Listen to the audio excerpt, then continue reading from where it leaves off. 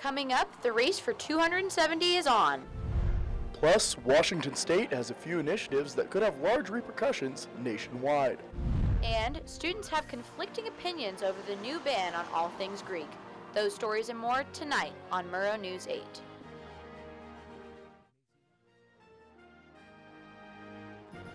From Studio B on the campus of Washington State University, this is Pullman's only nightly newscast.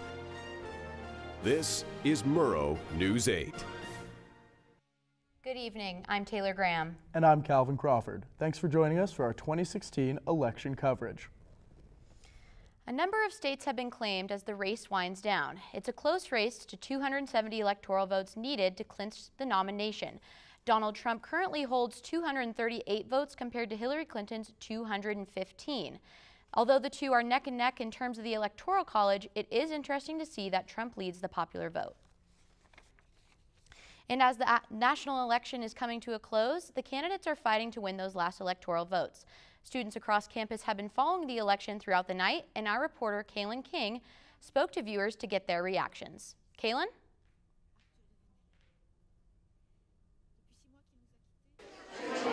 Well, Taylor, I've been here for a few hours now at the Cub still, and I've definitely noticed a change of tone in the atmosphere so far. I've went around and asked a few more people what they thought now that the election has been underway. Personally, I'm kind of scared that if Trump wins, it's kind of, it's not looking good right now. Same thing as like you said, I'm just scared about if Trump becomes president because, especially for minorities living in this country, it's like, what's going to happen next? It's like, are we going to go backwards in time, back to like the 60s? Over here we have 5 Clinton supporters, and then we have 1 Trump supporter, so it got a little awkward when it first started because none of us really knew who was voting for who. I'm really overwhelmed right now. I am disappointed at a lot of states. I really thought, just because a lot of people were like on social media and everywhere, they just seem so anti-Trump and anti-Trump rhetoric, but apparently that's not what's shown right now. This debate is very neck and neck so far. People are very staggered about the turn of events that's happening, but hopefully later down the road, time will tell to see who will be elected our next president. Back to you guys. Thanks, Kaylin. Well, while the election is still too close to call, the one fact is clear that this election will be historic either way. Exactly. Hillary Clinton could be a huge night for her if she does become the first woman elected president. Notable moment for her if that were to happen. Yeah, and then on the flip side of that election, you have Donald Trump doing momentous things to the Republican Party, major shakeup there, and also he's really looking like a major vote against the establishment.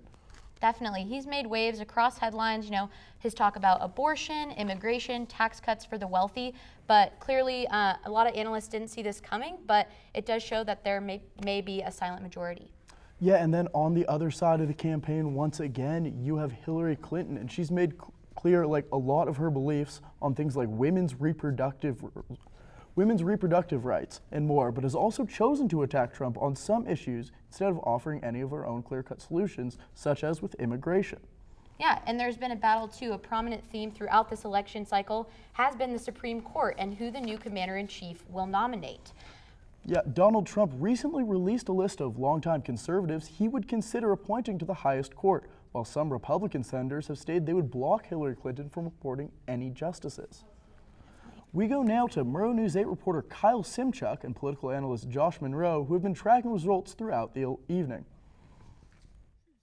Yeah, that's right, Calvin. We're back here with Josh Monroe, our political analyst. He is a PhD student of politics here at WSU. And Josh, it's been an interesting night here, to say the least, a fascinating night. And I got to say, I really feel fortunate to be able to sit here and pick your brain about everything. So thank you for coming in and speaking with us.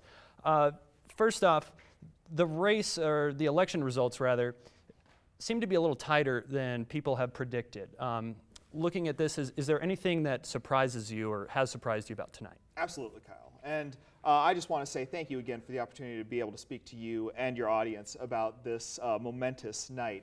But go into your question about what the surprise might be thus far is primarily found around the Great Lakes. And as we can see, the states of Wisconsin, Michigan, and even Pennsylvania have not yet been called for one candidate or another. And what this means is trouble for Hillary Clinton at this point in time, simply because she was predicted to have a little bit more of a safe buffer, as it were, leading up to election night. Yeah. Absolutely, and throughout the course of this election, I guess specifically with Democrats, there's been fear that third-party candidates could potentially take votes away from Clinton, and even Barack Obama has said that if you vote for a third party, you're just giving your vote to Trump. On top of that, there also have been people saying that Bernie Sanders supporters, there may be a threat of a staged vote protest, a protest vote. So do you think any of those fears are legitimate? Well, thus far we've seen a lot of the third-party votes at about equivalent level as we've seen in previous presidential election cycles. What is notable about the people who are voting for third-party candidates is that millennials or younger voters are voting at higher rates for third-party candidates than the rest of the electorate in the aggregate. So what this means is that both major parties will have to do some soul-searching and consideration of how they reach out to young voters after tonight. Absolutely, and there's still lots more to discuss tonight. We will be back later with a closer look at local initiatives, plus how the result of this election will impact the Supreme Court. So Taylor, Calvin, we'll see you in a little bit. Thanks, Kyle. Thanks, Josh. Really interesting what they had to say there about the third-party candidates in the protest vote. Definitely, definitely. Coming up, we break down the initiatives with Brooklyn Graditi to see which were passed and which were not, so stick around.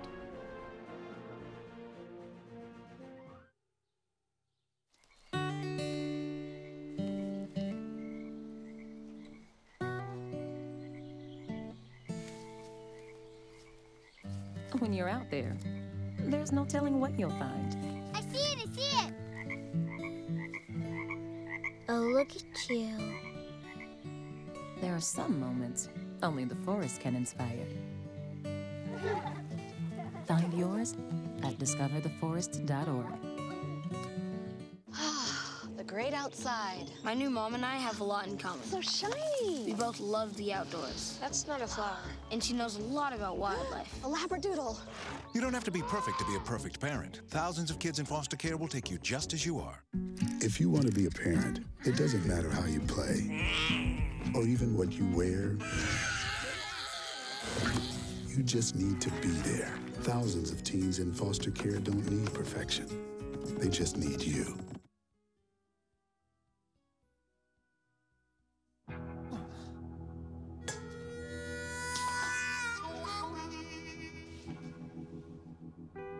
Get caught buzz driving, and you could do some hard time. Craig, knock it off. Sorry, Mom. It could cost you around $10,000 in fines, legal fees, and increased insurance rates. And that could set you back a few years. Buzzed, busted, and broke. Because buzz driving is drunk driving. We continue our election coverage now with the results of some of the ballot initiatives across the state. Brooklyn is here with us again to tell us about the outcome. Brooklyn, thanks for joining us again. Yeah, thanks for having me. Yeah, so Brooklyn, we're all wondering which initiatives passed, which ones failed, and what's going on here in the state of Washington.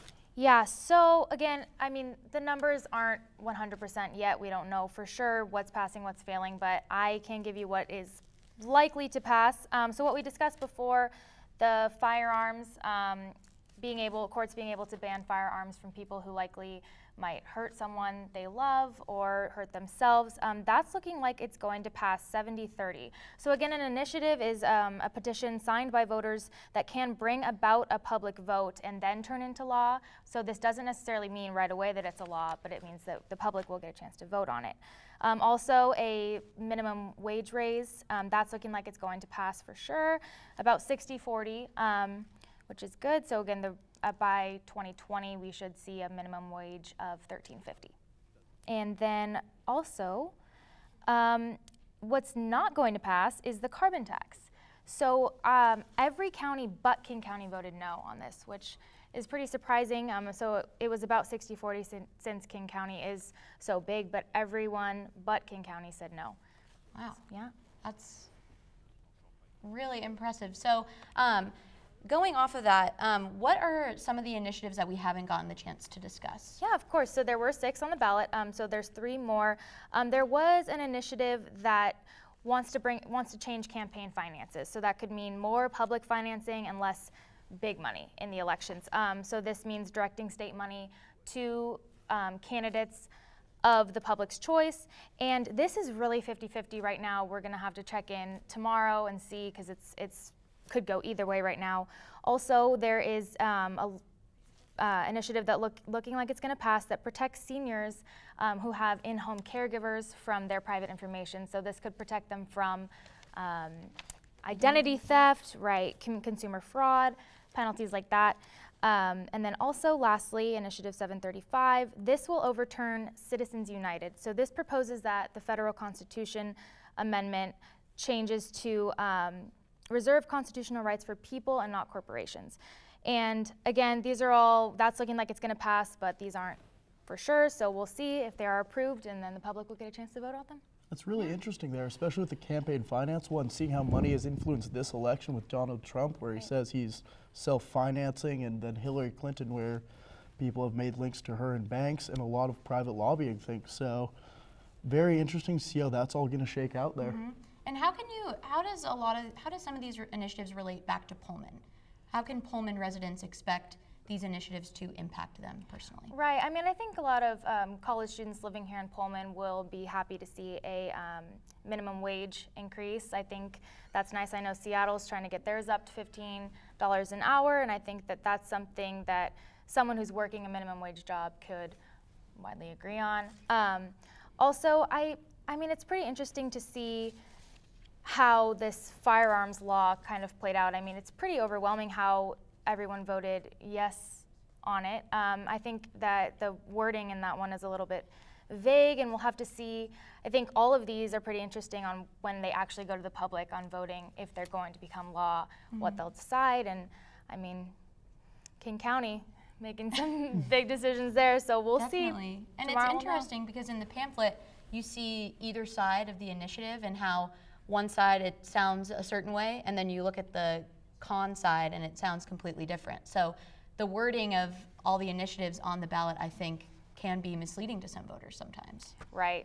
Research. I think, again, like when it's getting voted into law, that some of that stuff will be revised. Maybe people will take a closer look, but any of these could turn still. Still got some time ahead of us. Like that campaign finance vote was at 50-50, which is interesting as we go into the presidential election right now that's still turning out. So we'll see what people decide. Well, thank you so much for localizing those for us. Thanks, Calvin. Great to have you. Coming up after the break, we bring it back home with the local aspect of this election. Stay tuned.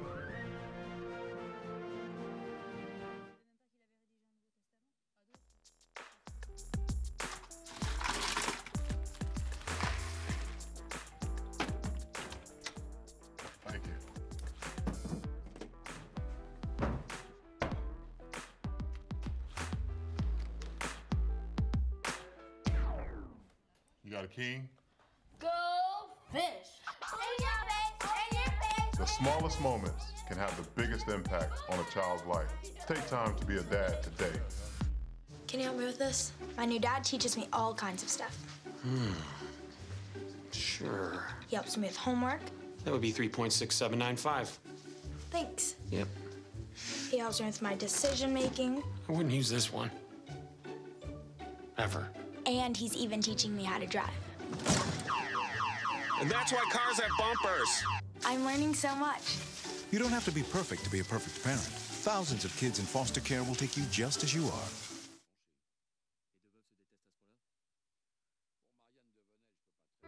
Did you check?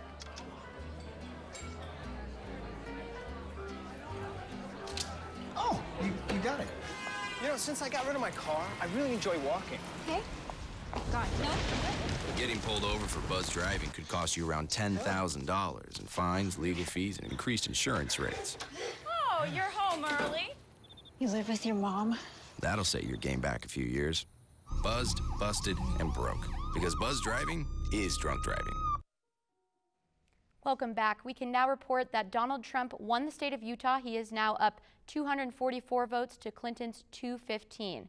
But as exciting as the race for presidency is, we all know change starts with local elections here in Washington. Republican incumbent Kathy McMorris Rodgers has a comfortable lead over Democratic challenger Joe Pacotis, 58 to 42%. McMorris Rodgers looks to continue her streak in as the incumbent. She's been the representative since 2005, but we will update you as soon as we get an update if the race has been called tonight. Now it's a tight race between incumbent Jay Inslee and challenger Bill Bryant, and it looks like we could possibly have a new governor. Right now, Bryant is I'm just being told Jay Inslee has won. Also, Republican Marty McClendon is currently leading Democrat Cyrus Habib in the lieutenant governor race, 53% to almost 47%. And I am being told Habib has also won as well. Now, it was also a close race for state senator earlier tonight, but incumbent Patty Murray ended up pulling 61% of the votes, winning her 5th term.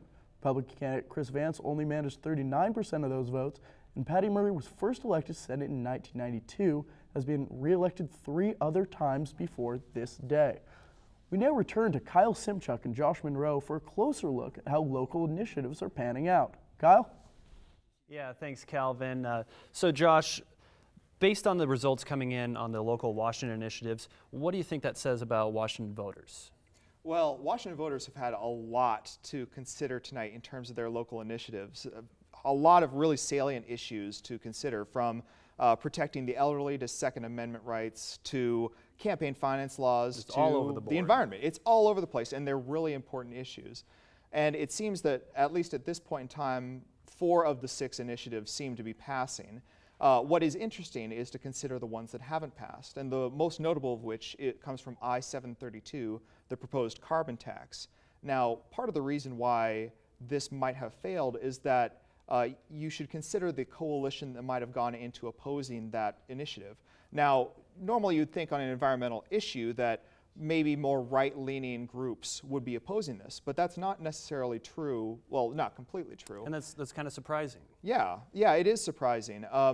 There have been a number of left-leaning groups that have said that the scope or the details of Initiative 732 did not really address kind of the needs of lower-income families, or didn't really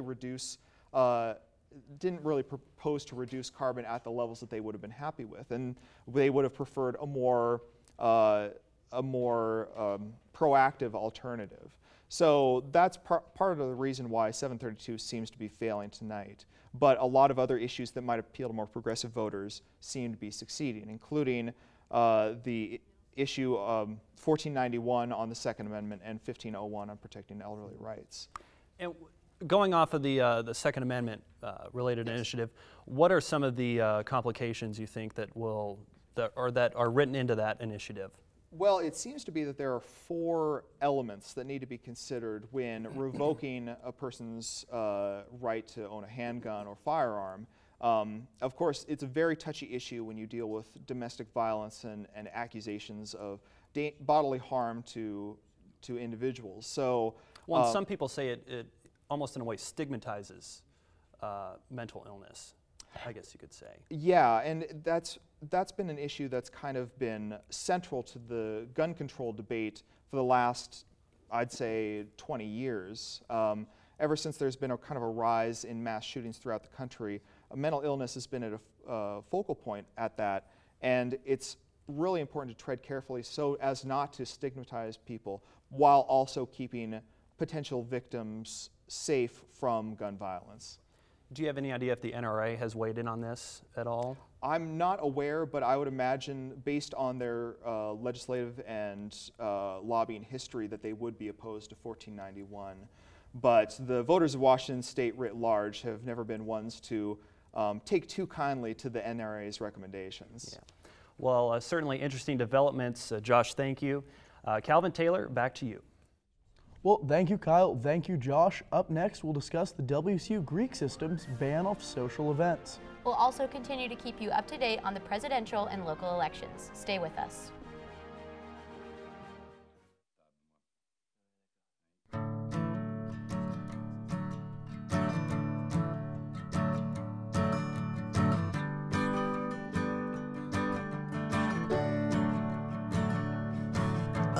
Listen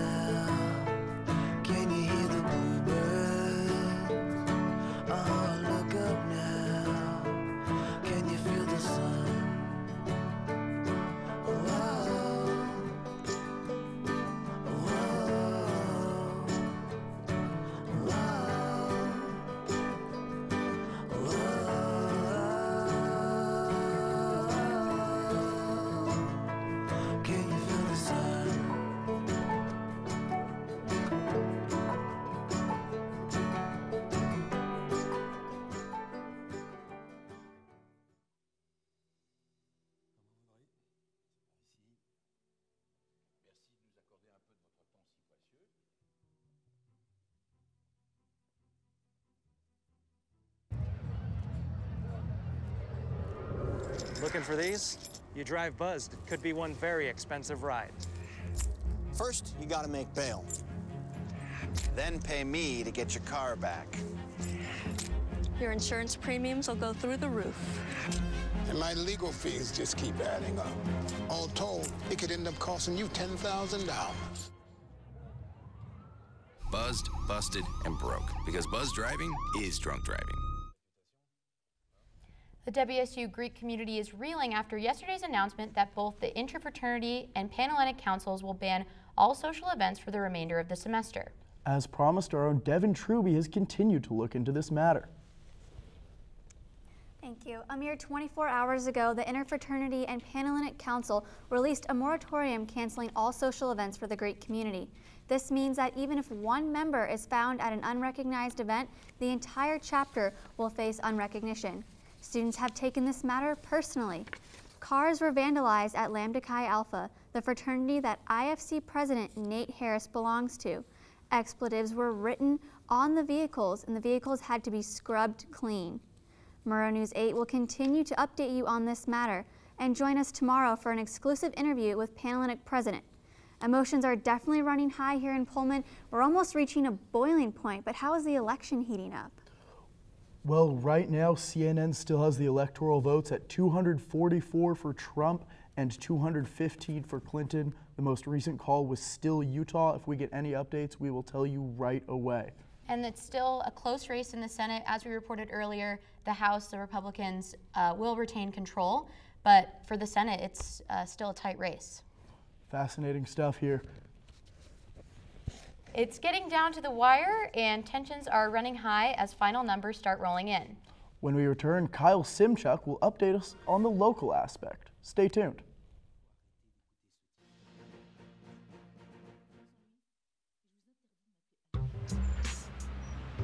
I'm one unlucky guy. The chance of being involved in a robbery is 1 in 757. The chances of being struck by lightning. 1 in 750,000. Please fasten your seatbelts for unexpected turbulence. The chances of being a victim in an airline crash, 1 in 29 million. Hey, could I get some peanuts?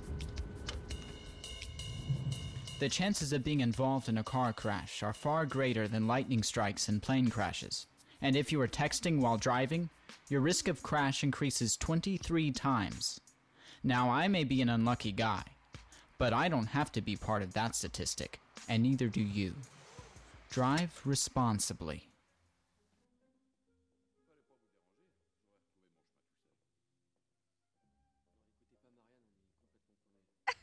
To Maddie, congrats on paying off all those student loans. Finally, right? How'd you manage that anyway? I started tracking my spending, changed a couple of habits. Wow, I'm kind of living paycheck to paycheck right now. I don't even know how I'm doing it. Well, have you tried saving a little? I want to, but where's that money gonna come from? Bill collectors, they're the worst. Am I right?